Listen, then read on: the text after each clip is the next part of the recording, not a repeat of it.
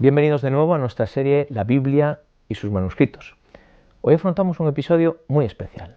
Nos vamos a acercar a uno de los descubrimientos de manuscritos antiguos más fascinantes en absoluto por lo que respecta a la Biblia, el descubrimiento más importante del siglo XX.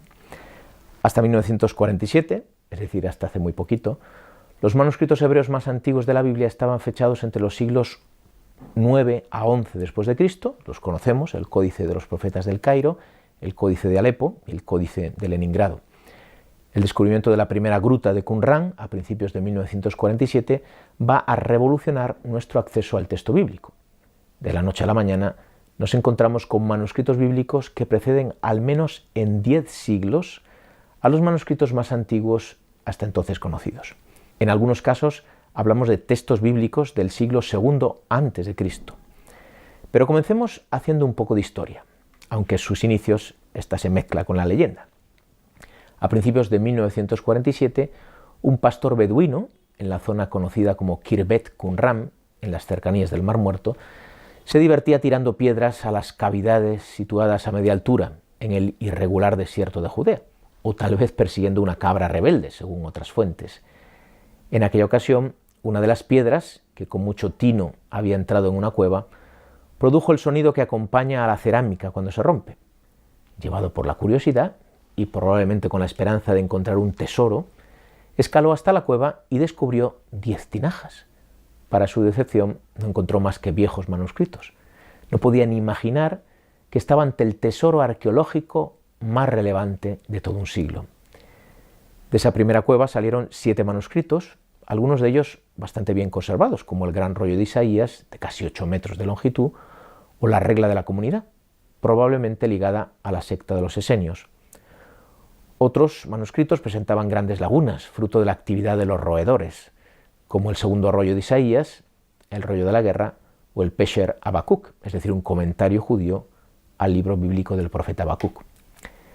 Los dos últimos manuscritos descubiertos, el Rollo de Acción de Gracias y el Génesis apócrifo, aparecieron en un lamentable estado de conservación y, de hecho, tuvieron que ser desplegados con mucho cuidado para evitar que se deshicieran en el proceso, perdiendo una información que podría ser valiosísima.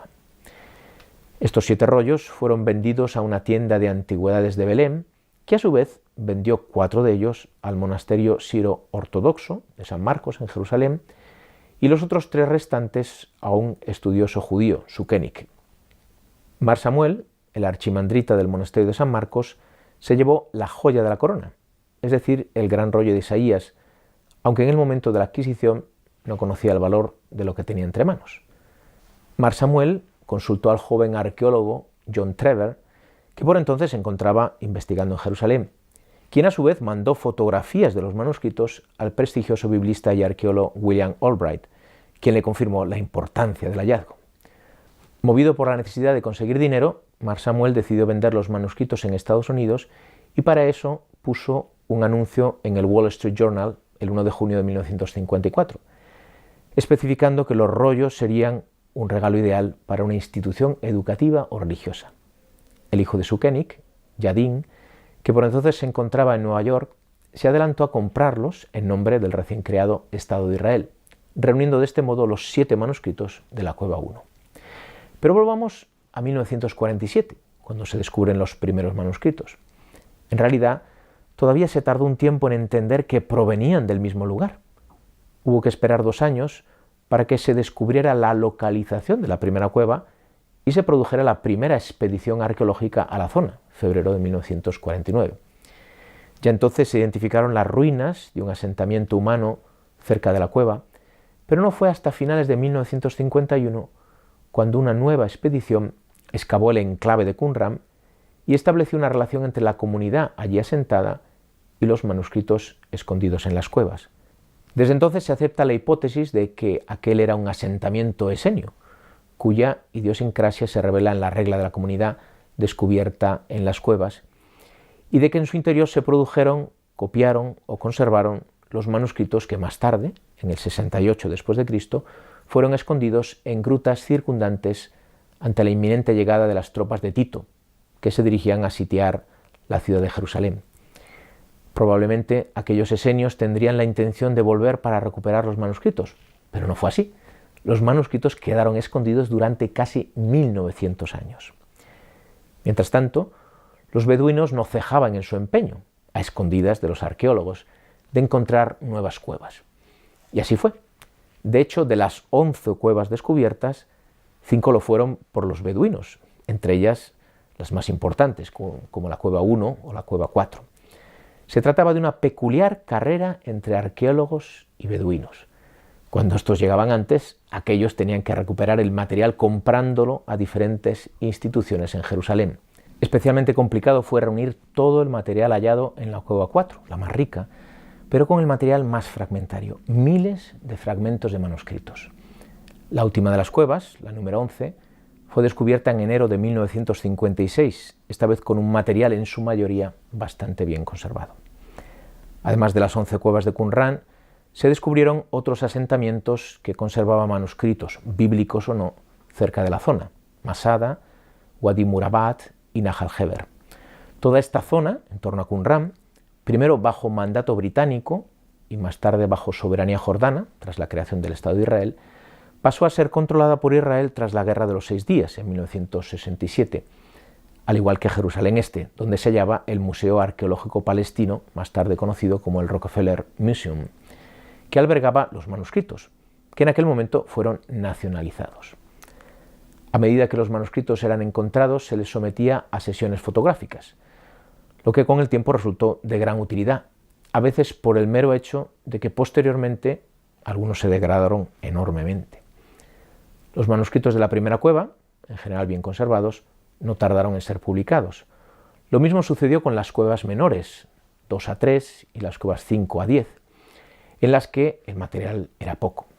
La colección Discoveries in the Judean Desert, publicada por la Oxford University Press, se constituyó como el cauce oficial para editar los descubrimientos. Sin embargo, los problemas vinieron con las cuevas 4 y 11, especialmente con la primera de ellas, dado el ingente material y las condiciones en las que se había conservado.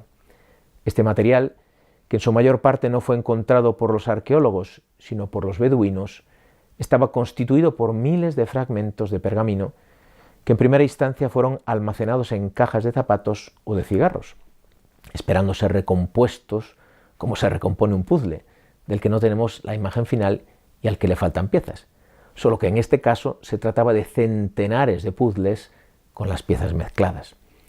No es de extrañar, por tanto, que las publicaciones se hicieran de esperar, aunque no solo por la dificultad del material, sino por el número reducido de especialistas dedicados a recomponer los manuscritos. De este modo, en 1987, al cumplirse el 40 aniversario del descubrimiento de la primera cueva, la mayoría del material de la Cueva 4 seguía sin ser publicado. Las quejas dentro del mundo académico empezaron a crecer, acusando al equipo editor de monopolio obstructor de la investigación. Incluso se habló de teorías conspiratorias del Vaticano, que pretendía eliminar un material peligroso, por lo que podría revelar sobre los orígenes del cristianismo. Todo cambió a finales de 1990. La Autoridad Israelí de Antigüedades decidió cambiar la dirección del equipo editor y ampliarlo de forma considerable, abriendo sus puertas a diferentes entidades académicas europeas y americanas, de modo que la publicación de los manuscritos fuera más ágil. Pero el empujón final vino de la publicación furtiva de miles de fotografías de los manuscritos todavía no editados, que de este modo pasaban a ser accesibles a todos los estudiosos. Al poco tiempo, el mismo comité editor puso a disposición de los estudiosos la serie completa de fotografías de todos los manuscritos. El resultado fue que las publicaciones de los rollos de la Cueva 4 y 11 se aceleraron enormemente y en tan solo 11 años se editaron la mayoría de volúmenes que faltaban. La colección completa comprende 40 volúmenes. Los 8 primeros se publicaron entre 1955 y 1990. Entre 1992 y 2002 se llegaron a publicar 29 volúmenes. Los 3 últimos vieron la luz entre 2009 y 2010. Los manuscritos encontrados estaban escritos en 3 lenguas: hebreo, la mayoría de ellos, arameo y griego. El material de la mayor parte de los manuscritos es el pergamino y solo una muy pequeña parte tiene el papiro como base. En todos los casos, el formato de los manuscritos es el rollo. La datación de los manuscritos atiende a varios criterios. En primer lugar, paleográficos, es decir, dependiendo del tipo de escritura que cambia con el tiempo, obviamente. En Qumran está testimoniada la escritura hebrea arcaica o paleohebrea, que domina entre los años 250 a 150 a.C.